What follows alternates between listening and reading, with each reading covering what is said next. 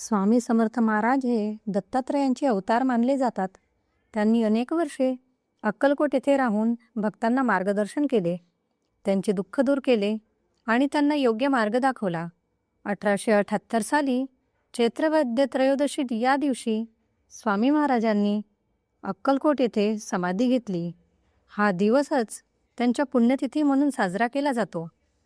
15 April बुधवार या दिवशी स्वामी समर्थ महाराजांची पुण्यतिथी आली आहे. याच दिवशी श्री स्वामींनी देह ठेवला होता.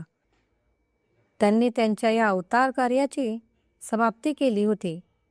म्हणून आपण गुरुचरित्राचा पारायण करत असतो. आपल्या इच्छा पूर्ण व्हाव्या म्हणून स्वामी चरित्र सारामृतच पारायण करत असतो. तुमच्या इच्छेनुसार पारायण सुरू करू शकता. कारण स्वामींची सेवा करण्याकरिता कोणतेही नियमाचे पालन करण्याची गरज नाही. नियमटी पाडूनच सेवा करायची का? तर नाही. महाराजांची सेवा करण्याकरिता फक्त तुमचं मन, तुमची सेवा करण्याची इच्छा पाहिजे. शुद्ध भावनेने स्वामींची सेवा करावी. संकल्प करूनच सेवा करावी का? तर संकल्प म्हणजे काय? तर स्वामी, मी या कारणासाठी, या अडचणीसाठी तुमची सेवा करत आहे. संकल्प केल्याने काय होतं की मनात धाक असतो, मला ते पूर्ण करायचेच आहे किंवा सेवा करायचीच आहे. आपण त्या गोष्टीमध्ये बांधून जातो.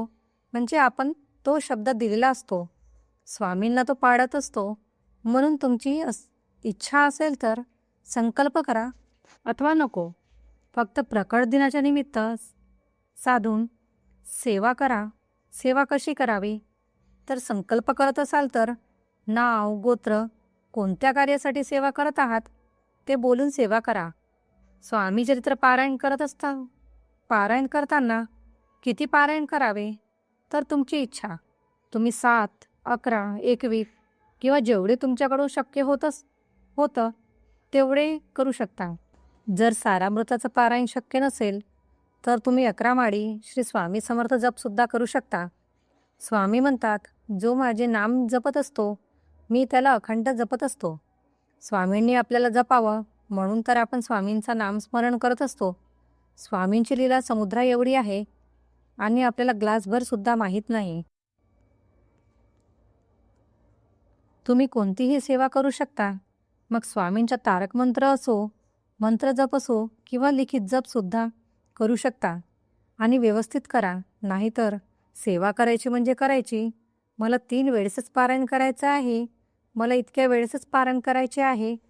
म्हणून तुम्हाला जर 3-4 तास बसता येत असेल तरच स्वामी चरित्राचा पारायण करा, नाहीतर करू नका. सकाळी 1 आणि संध्याकाळी 1 पण करू शकता. नुसतं वाचणे म्हणजे वाचणे नाही, तर मनापासून सेवा करा. ब्रह्मचर्य पाळणे किंवा खाण्यापिण्यामध्ये काही नियम नाही. जास्तीत जास्त सेवा करा. आपलं वर्तमान काळ चांगलं आहे तर स्वामी नक्की तुमचं भविष्य काळही चांगलं करतील. मनात एवढे समाधान आहे की जेव्हा आपण दुसऱ्यांचे दुःख आणि अडचणी बघतो तेव्हा असं वाटतं की स्वामींची कृपा आपल्याला आयुष्यात एवढे दुःख नाही.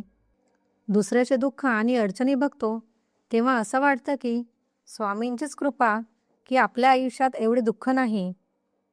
त्या स्वामींना साष्टांग नमस्कार.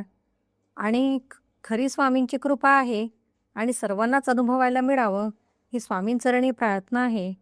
शेवटचे एवढेच सांगते, स्वामी समर्थ महाराज शरीराने नसले तरी त्यांच्या नावात आणि कृपेत आजही ते जिवंत आहेत.